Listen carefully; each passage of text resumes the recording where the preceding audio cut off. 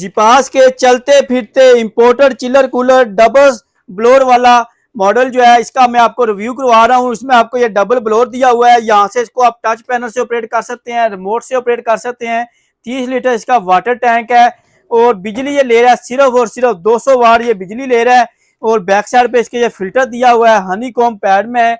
आम जो local cooler होता है उससे जो है 50% ज्यादा कूलिंग करता है, स्मूथ चलते हैं। हवा का जो इसका शोर होता है वो इसमें शोर नहीं होता। इसमें आपको स्लीप का ऑप्शन मिल जाता है, स्लीप के मोड पे आपको जो है बिल्कुल इसके हवा का फ्लो जो है पता भी नहीं चलता। जिस तरह एसी वर्किंग करता है इस तरह इसकी वर्किंग होती है। तो ये आपको मिल जाएगा 53,500 रुपए का।